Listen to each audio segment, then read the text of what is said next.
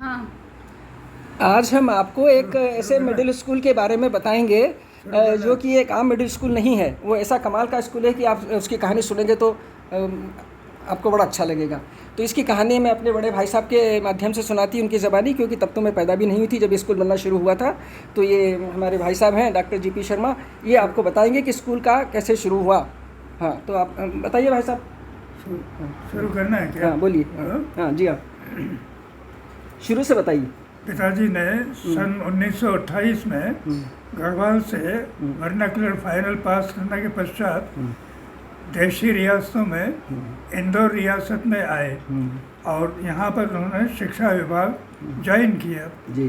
उन्होंने रियासत के विभिन्न शालाओं में अपनी सेवाएं दी। सन 1928-29 में वो पहली बार झाड़ा प्राथमिक शाला में पदस्थ हुए। उसके बाद अन्य कई विभिन्न पाठशालाओं में वो कार्यरत रहे। झाड़ा एक विशिष्ट स्थान है जहाँ पर वो दोबारा सन 1941 में प्रधानाध्यापक बनकर आए। उनका स्थानांतरण महतपुर प्राथमिक शाला से हुआ था।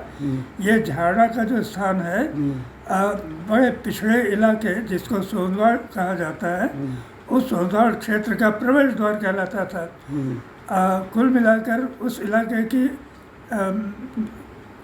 सारी आबादी लगभग संपूर्ण आबादी निरक्षर हुआ करती थी, अंधविश्वास से प्रेरित हुआ करती थी और शिक्षा के नाम पर बहुत कम प्रचार प्रसार था।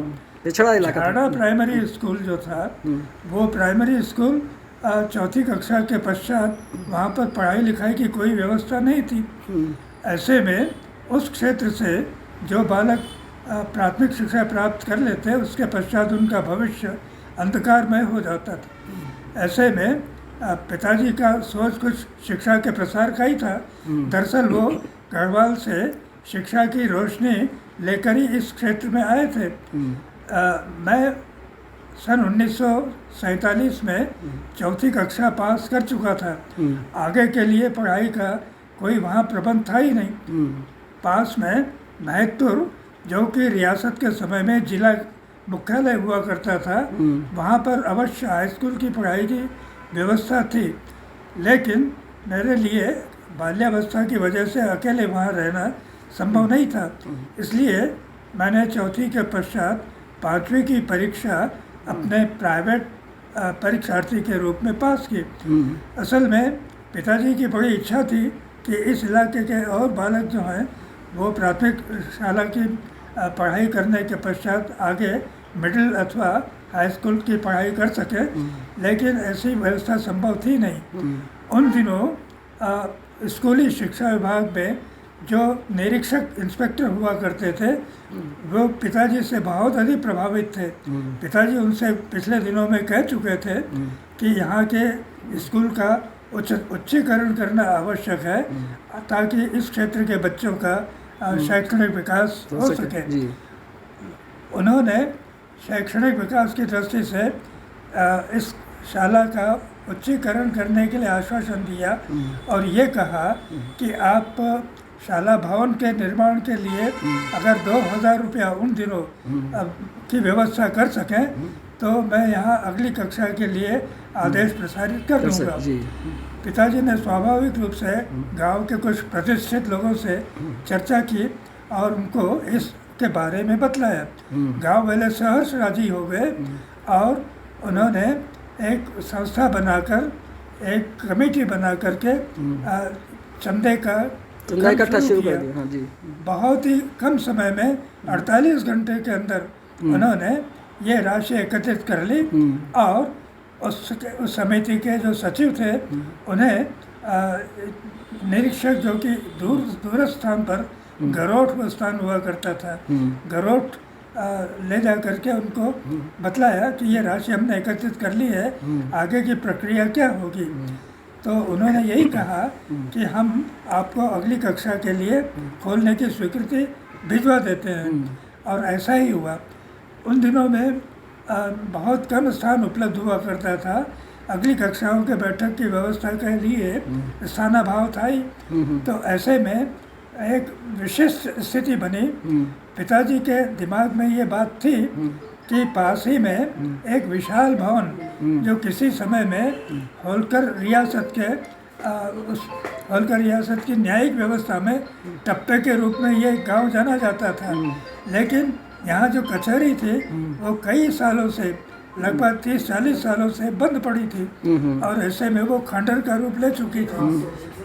उस ज़माने में जो जनकार्य विभाग यानी PWD विभाग हुआ करता था, उनके एक ओवरसियर जिनका नाम मुझे याद है किशोर सिंह हुआ करता था।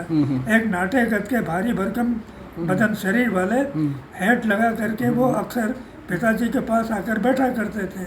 उन्होंने ये बतलाया कि 1947 में देश के आज़ाद होने के बाद में इस कचहरी का जो सामान है, खास तौर से टिन वगैरह शेड जो बने थे, उनको हम यहाँ से हटा लेंगे। और ऐसा ही हुआ। उनकी टीम आकर के जो टिन शेड थे, उन शेड से पत्थरों को उखाड़ना शुरू किया, ले गए और पिताजी से ये कहा कि अब आप देखिए आगे आप इस बारे में क्या कर सकते हैं। पिताजी के दिमाग में एक बात आई कि इतनी विशाल बिल्डिंग, खंडर नुमा जो बिल्डिंग थी, उसका उपयोग देश शिक्षा विभाग के लिए संभव हो। ये बिल्डिंग तो PWD की थी, तो PWD से इसको हस्तगत करना आवश्यक था। इसलिए पिताजी ने कमेटी के ओर से शिक्षा विभाग के उच्च अधिकारियों को, जिनमें संचालक डायरेक्टर और सचिव शिक्षा विभाग हुआ करते थे, उनको इस आशय का एक पत्र भेजा कि ये बिल्डिंग अवश्य PWD की है, लेकिन गांव में माध्यमिक शाला के लिए स्वीकृति मिल चुकी है, इसलिए अच्छा होगा कि यह शासकीय भवन जो वर्तमान में पब्लिक वर्क्स डिपार्टमेंट के पास है, इसे शिक्षा विभाग को हस्तांतरित कर दिया जाए। वैसे तो दोनों ही सरकारी डिपार्टमेंट थे। दोनों ही सरकारी डिपार्टमेंट थे, तो कोई प्रॉब्लम होनी नहीं थी। हाँ जी, हाँ। शिक्षा विभाग भी सरकारी विभाग था ही, तो दोनों विभाग सरकारी होने के नाते इस बिल्डिंग के हस्तांतरण में कुछ समय अवश्य लगा, लेकिन ये कार्य संपन्न हुआ। इसके पश्चात जब ये शाला भवन के लिए बिल्डिंग उपलब्ध हो गई, तब इसका रिनोवेशन करना प्रारंभ किया गया। ये 1948-49 के बीच का समय था और पिताजी के विशेष प्रयासों से ये काम संपन्न हुआ। हाँ, इस बीच में एक महत्वपूर्ण बात ये हुई कि PWD के स्थानांतरण से पहले PWD ने इस जीर्ण शीर्ण भवन को नीलाम करने का प्रस्ताव कर दिया था। तो ऐसे में PWD विभाग की तरफ से नीलामी के लिए कोई तिथि निर्धारित कर दी गई थी। उस निर्धारित तिथि पर इतनी बड़ी बिल्डिंग के लिए कोई वहाँ पर व्यक्ति उपलब्ध नहीं था, तो कालांतर में दोबारा इसकी नीलामी का आदेश प्रसारित किया गया। उस इलाके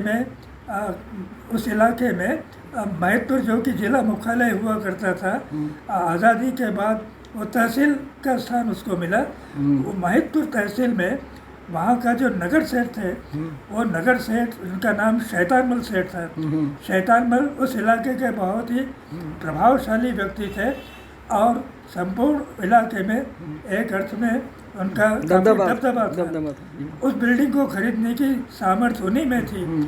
असल में जब ये बात उनके पास पहुंची तो वो बिल्डिंग को नीलामी में खरीदने के लिए तैयार हुए, पर पिताजी का उनसे पुराना परिचय था, क्योंकि पहले पिताजी महतपुर शाला में भी कार्यरत थे और व्यक्तिगत रूप से उन्हें जानते थे। उन्होंने शैतानमल सेठ से एक विशेष अनुरोध किया और ये कहा कि देखिए, आपका तो इस इलाके में काफ़ी कुछ विस्तार है, आपके पास इस इलाके में सैकड़ों बीघा ज़मीन ले रखी है, शहर महतपुर में भी आपका काफ़ी कुछ इंटरेस्ट है, तो ऐसे में ज़्यादा अच्छा होगा कि ये बिल्डिंग आप नीलामी के लिए न आए और इसको नीलामी होने के बजाय शिक्षा विभाग जैसे पुण्य कार्य के लिए छोड़ दें। पिताजी के अनुनय विनय करने के पश्चात सेठ, जिनके की अपनी कोई औलाद थी नहीं, वो भी इस बात के लिए सहमत हो गए कि ठीक है, इसका अच्छा उपयोग होगा यदि ये शाला भवन के रूप में परिणित किया जा सके। हुआ कुछ ऐसा ही। इसके पश्चात तो झाड़ा मिडिल उसका प्रारंभ हो गया। और चूँकि छात्रों की संख्या अपेक्षाकृत सीमित थी, चौथी कक्षा में लगभग 18-20 छात्र ही पास हो पाते थे। तो इस दृष्टि से कि भविष्य में इस शाला में छात्रों की कमी न हो, पिताजी के प्रयासों से शिक्षा विभाग के जो उच्च अधिकारी निरीक्षक, उनका नाम R.M. मिश्रा हुआ करता था। मिश्रा जी की तो मुझे भी याद है, वो हेट वेट लगा के आते थे, 16 हेट पहन के आते थे जीप में। हाँ, मुझे याद है उनकी याद। तो मिश्रा जी जो कि पिताजी का बहुत आदर करते थे, इसके बावजूद ही वो शिक्षक ही थे, लेकिन पिताजी का अक्सर वो कहना मान लेते थे।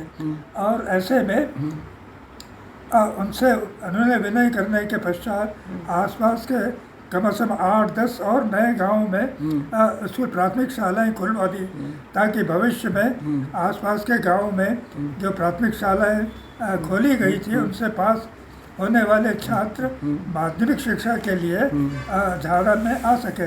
तो इस नाते पिताजी के द्वारा उस इलाके में शिक्षा की रोशनी दूर दूर तक प्रसारित की गई। और समय के अनुसार उनके पुराने पीढ़ी के जो छात्र थे, जो 28, 29, 30 में उनके शिष्य थे, उन लोगों का काफ़ी सहयोग रहा। और इस प्रकार से उस क्षेत्र में शिक्षा का उजाला है, प्रकाश फैला। बहुत बढ़िया, बहुत अच्छे। और क्या करना है? हाँ बस ठीक, ये उसमें मैं डाल दूँगी। और वो हालांकि वो थोड़ा सा